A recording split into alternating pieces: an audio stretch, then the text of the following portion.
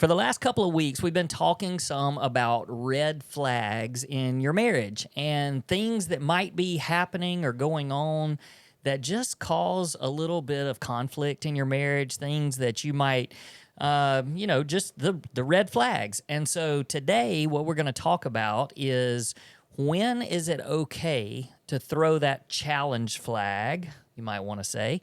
When and how can you do that in the most effective way? Because we know that people get a little nervous and uptight about approaching their spouse sometimes. And so we want to talk about what you can do and how you can handle it. So stay tuned. Hello, folks. Welcome back to another episode of the Redeemed Marriage Podcast. We are still playing around and having a good time. Heather sees lights. She wants to push buttons. Now would be the time. Okay. There it is. Yeah, that's my favorite one. So we've been just playing around, making sure that we know how to do everything. Our beautiful soundboard with the colors.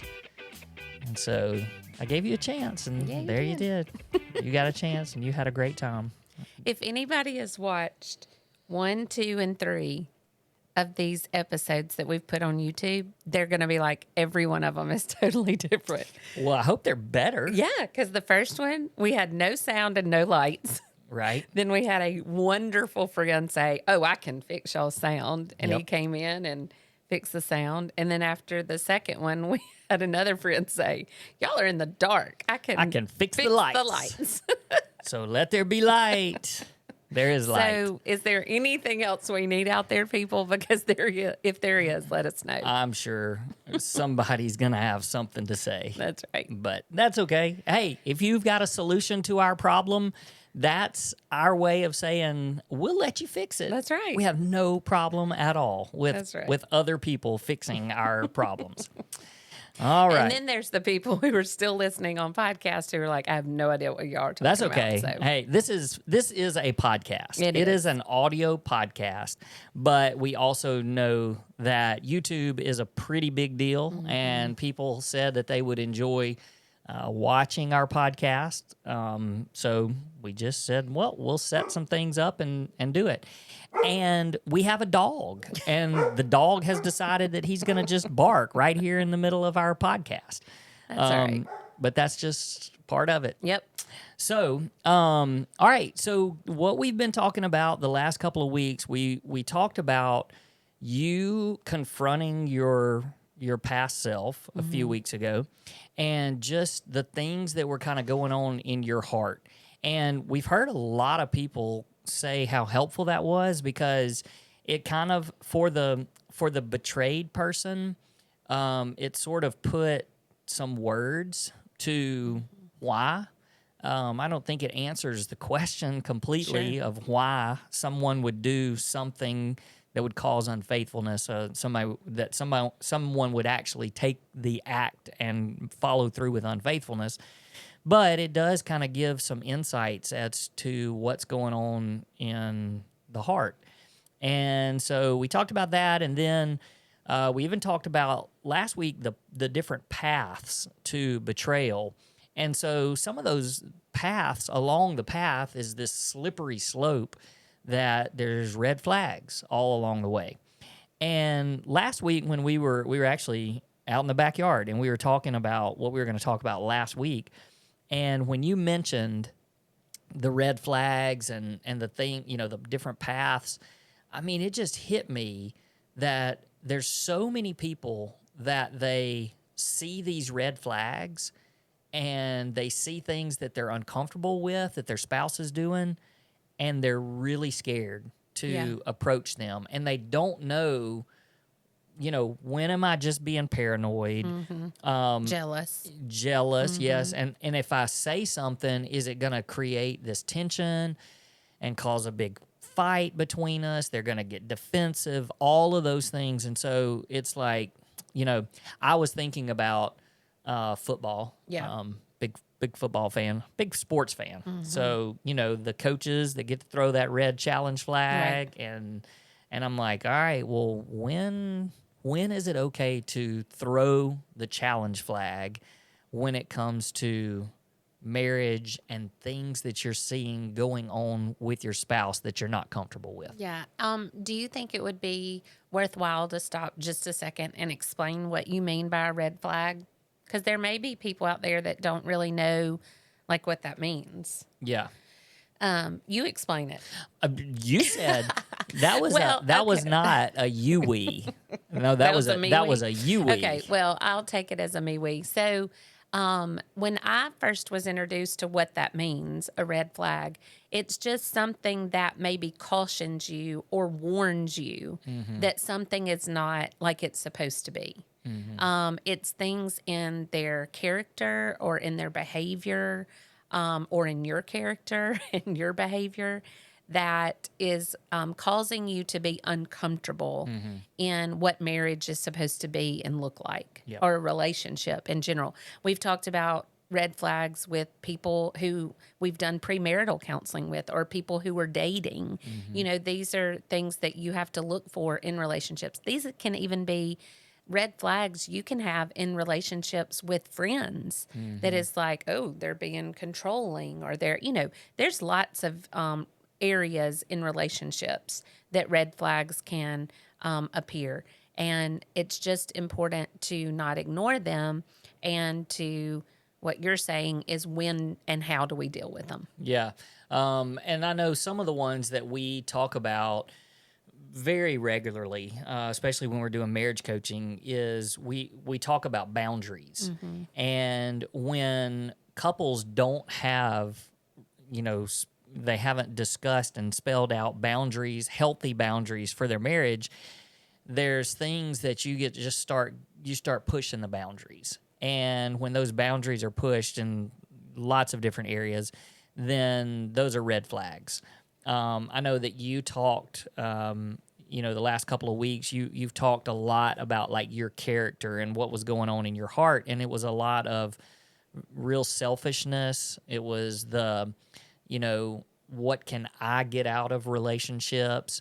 It was the expectation of me making you happy.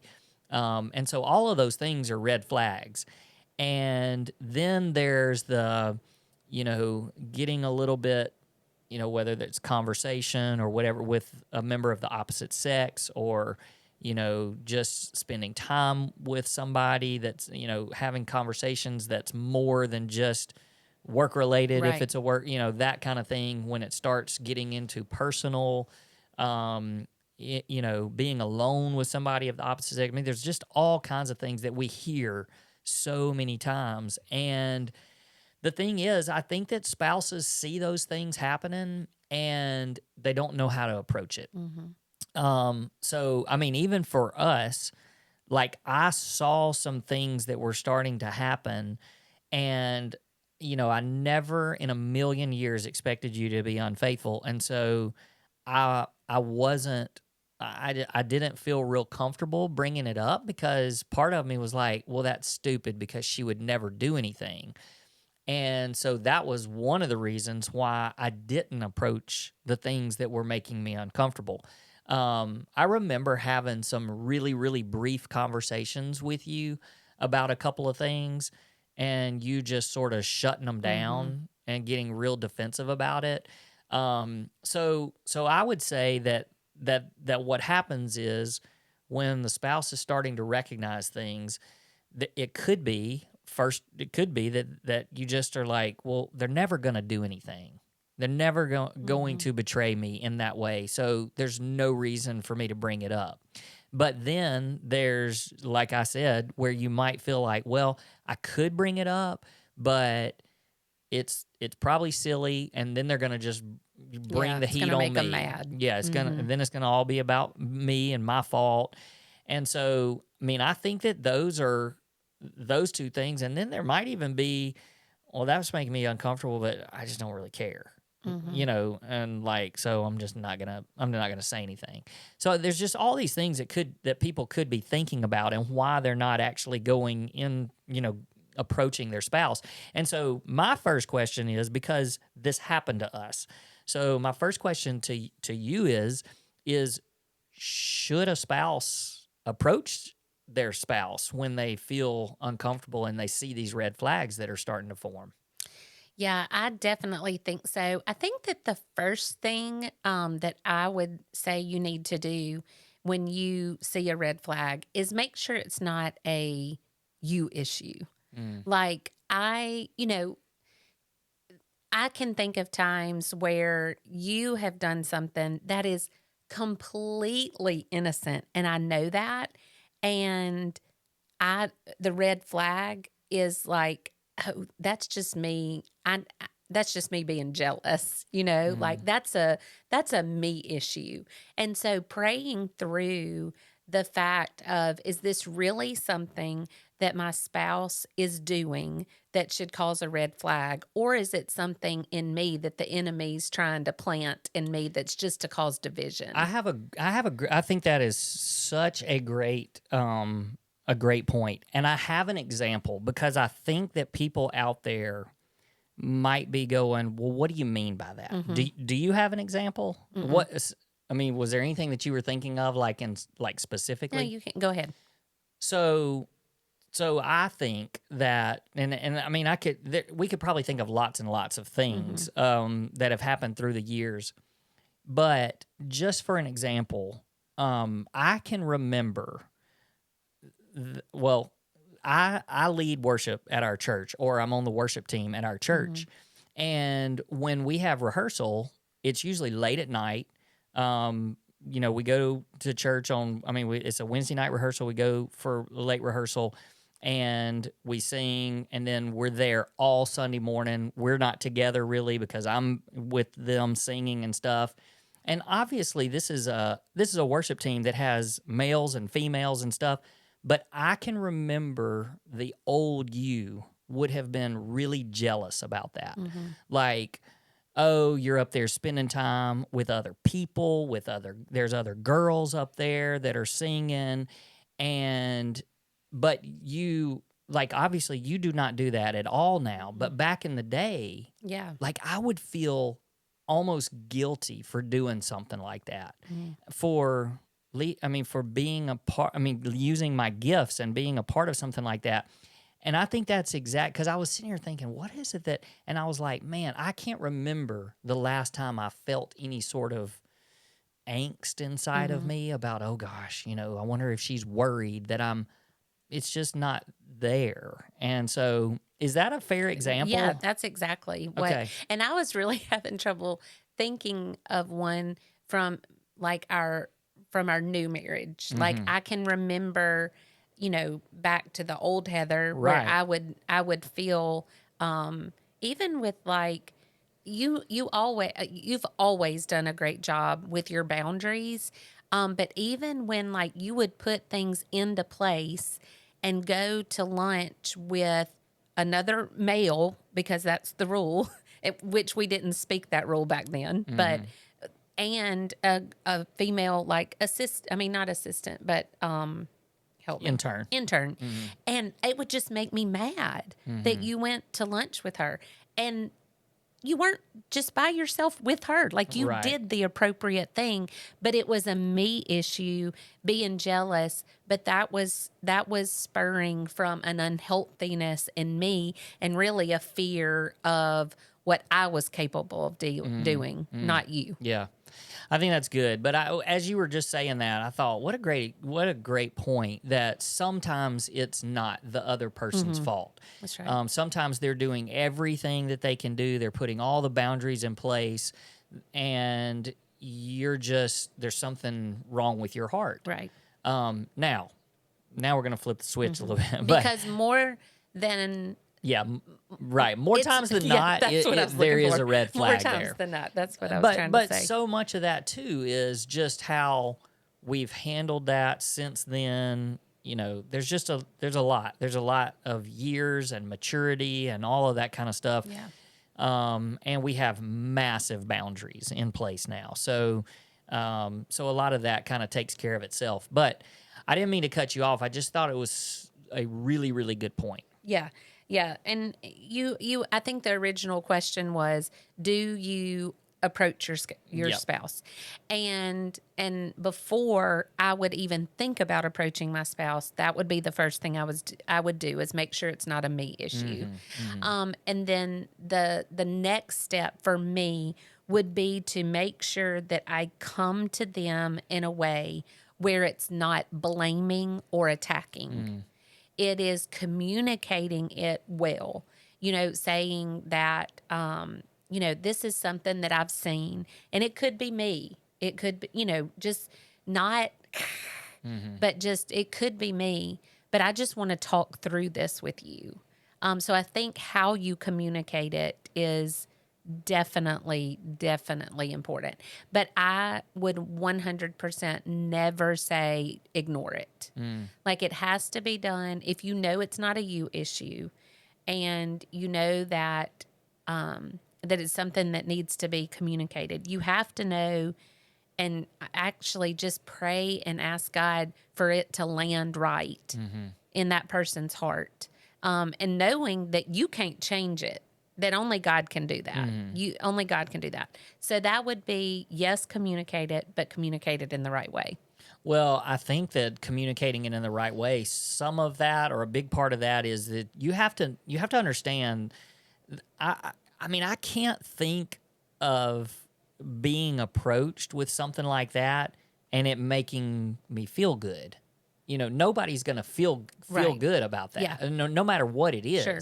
And so if something has gone so far as to make your spouse uncomfortable to the point that they would actually come to you, I mean, I think about what that does inside of me and the emotions. Like, I would, it would cause some defensiveness for sure, and it would feel like I was being attacked.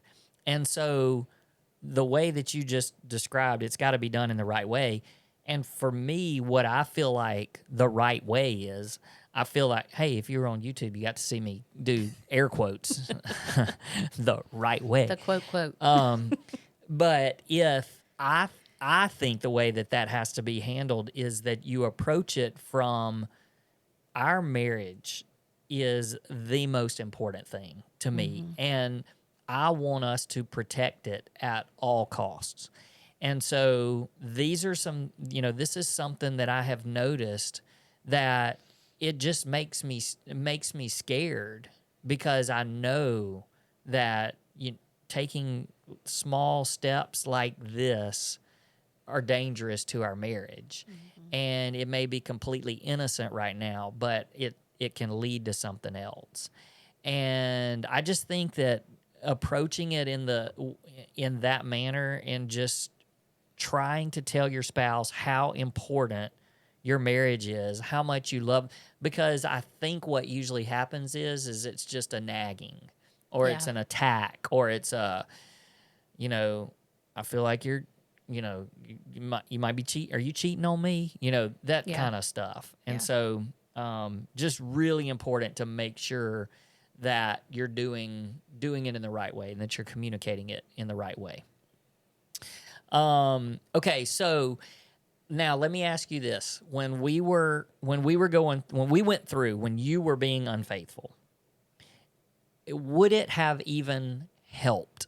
I know we've talked about this a little bit, but there's people out there that are going, well, I can approach this with my spouse, but it is not going to change a thing. So what do we tell those people? Because there are people that are going, yeah, that sounds great, but my spouse is not going to change a thing. Yeah. So what do you do? And I can literally remember you approaching me about things that made you uncomfortable, and I made them small. I was like, that's not that big of a deal. I could do that in a blink of an eye. I could also turn it around and make it a you issue. Like, why are you so insecure? I mean, I could take your words that are like, it really makes me uncomfortable when you do this and this, and could say, well, you're just jealous, or that's that's your insecurity. I would never do anything like that. I also could very easily, I can actually remember a time where you talked about, me hugging and being too close physically with people, men, and I turned that on you and said, well, people think you're rude because you don't hug or you don't get physically close to people. And so I was the master of manipulating the situation and making it about you. Now, did I think in the moment, oh gosh, he's nailed it. He knows and I'm going to make this about him. No, it was just a defense mechanism. It was me manipulating it to get the focus off of me and putting it back on you and trying to make you feel guilty for bringing it up. So I think that's where, when I said a while ago, just asking God to help it land correctly, that's where I was headed with that. Yeah. In that, you can say, God, I know this is not going to go well, but I can't sit back and ignore it. I have to be able to speak truth into my spouse and be able to be honest and say, this is bothering me. But knowing that your words are not going to change the person. Like your words are, there's no magic to them to where they're going to go, oh, you're right. Only God can do that. Yeah. Only God can prepare their heart. And I would pray specifically for that. Prepare their heart for what I'm about to say. Help them to respond well. And if they don't respond well, then that is not on you. That's not, like, you're not responsible for their response. Right. And we're not responsible for being their Holy Spirit. That's right. Absolutely. But sometimes our prompting can cause a check, Yeah. which then allows them the opportunity to listen to the Holy Spirit the next time. Yeah. And so that would be my biggest encouragement is don't let how they're going to respond scare you into not speaking into it. Because unless you're worried about like physical abuse, I mean, that's Right. different. But don't let the fact that they may be mad at you or frustrated with you keep you from speaking truth into that situation. And if they don't respond well, you've still done your part in saying, this makes me uncomfortable, this scares me, because you never know. The next time they do that thing, they may rehear your voice and go, gosh, maybe I am doing something that makes them uncomfortable. And you have to live open-handedly with that part and trust that part with the Lord. I was listening to a podcast this week, and I don't remember whose it was and really what even the topic was, but I did hear them say, if your spouse thinks that something is wrong and says that something is wrong, then something's probably wrong. Yeah. And you can, there is the part of that where you can go back to what you said at the beginning and you can look at yourself and your own heart. But if it's causing your spouse to be uncomfortable, that's a real feeling. Sure. I mean, you can get to the root of it and you can find out, well, some of it is, it could be a jealousy. It could be they're just always nagging or always looking for something wrong. There is that part of it. But for the most part, if your spouse brings something up to you and says that something is not right, then something's not right. Yep. And so the last two things that I wanted to ask would be this. What is the danger in throwing a challenge flag? What would be the dangers in throwing the red flag and bringing something up like that to your spouse, in your opinion? I know I'm just throwing all kinds of questions at you. I know people what see I wanna, me But what I doing want to like do this. is... I don't have the questions in No, front of me. I haven't asked you. I mean, we haven't talked about this, No.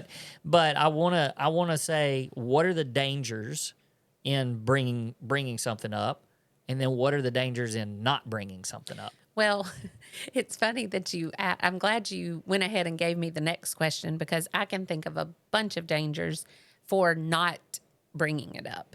But I guess the danger in bringing it up is what we just talked about, in the fact that you could make your spouse really angry if they're not in a place to receive it. And you could make the division between you greater because of that. And that's why, just like we said, the important parts are you approach it the right way, and you also do it to where you know that you're not the one responsible for creating change.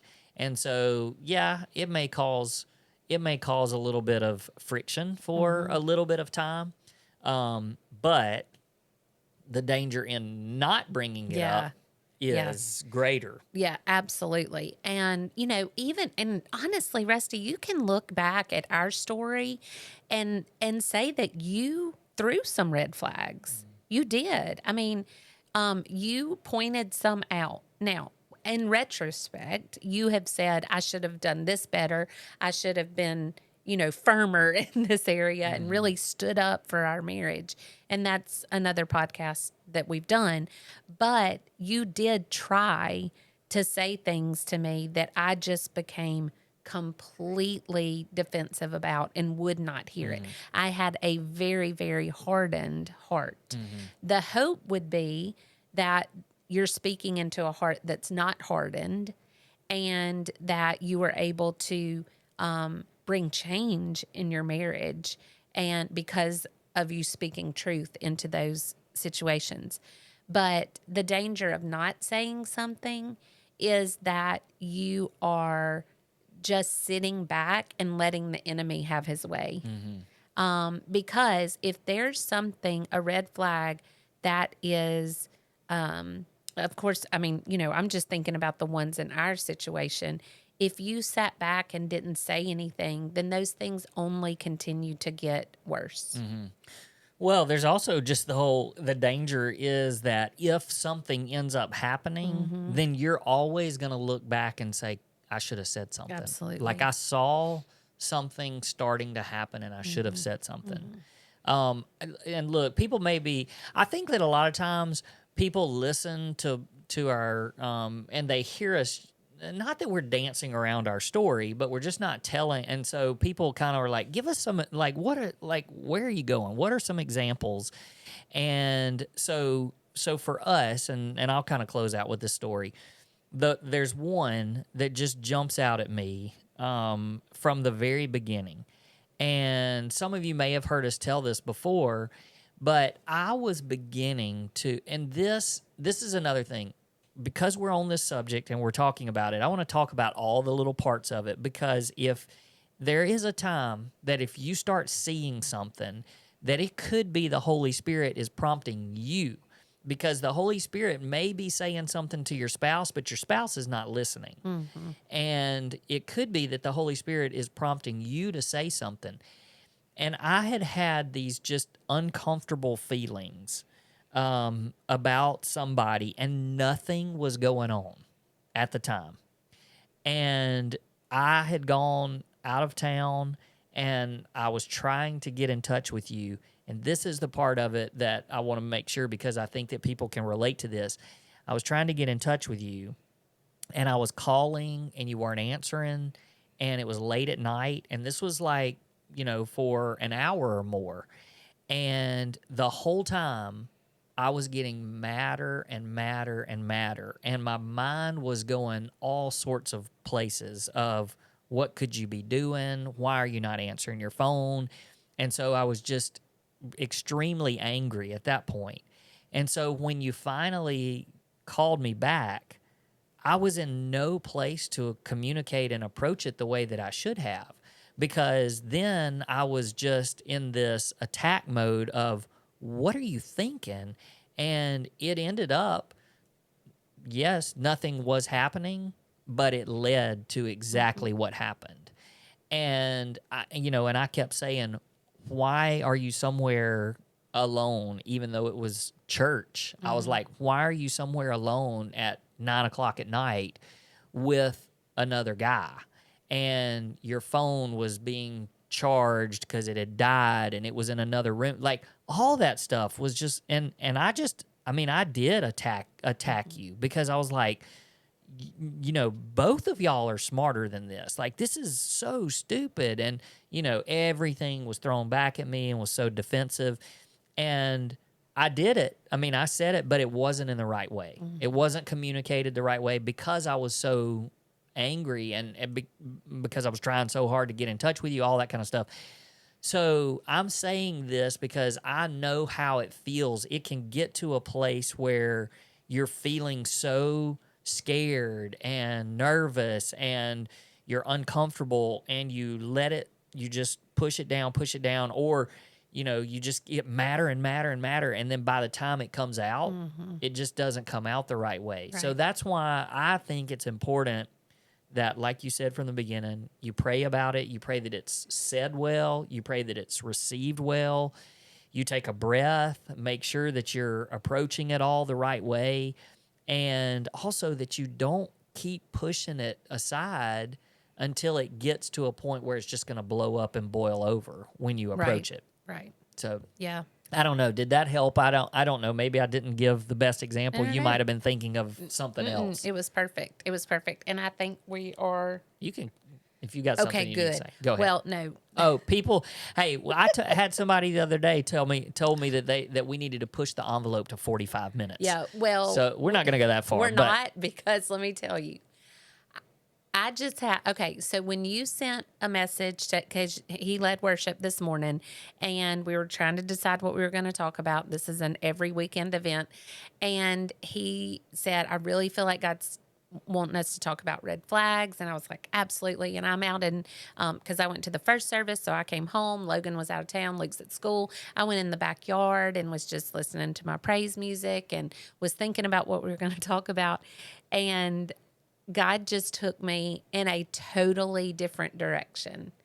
And I was like, oh no, we're not going to have time to talk about all this in one podcast. And we don't. So I'm going ahead and claiming what we're going to talk about next week. I know you hate when I do that. So I'm going to tell you where he's taking me. Are you ready? Yeah. So I was thinking about, yes, red flags. When you see it in your spouse, you have to call it out. I am passionate about that. But then I started thinking, what happens when you see red flags in yourself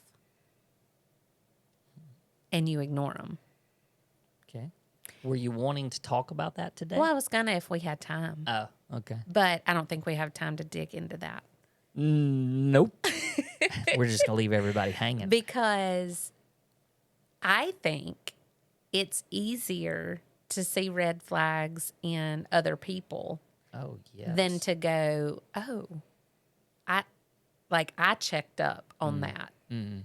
And it's easier to say, I see that red flag in you and you need to stop it, than it is to go, ooh, I see that red flag in my thoughts or in my actions or in my desires, and actually doing something about it. Because that is where I failed. Because I red flagged all the time, and there were so many excuses and so many reasons why I didn't deal with them. So I want to talk about that next week, about, yes, you see red flags in your spouse, but what happens and what do you do with the red flags in your own heart? Okay. Hey, I'm ready. That gives us a great topic for next week. So I guess you're going to have to come back so you can make sure that you are staying up to date on everything. And who knew that Heather wanted to talk about something completely different? It's still red flags. Sorry. I mean, this person. Okay. Here's the deal. You can't touch the buttons anymore. I mean, we had, things were going so smoothly. This is going to be so disappointed in me. You turned off the music. We got to get out of here. This is getting a little bit, I'm throwing the challenge flag. No more touching the buttons. All right. Hey, thanks for listening. We'll see you guys next week.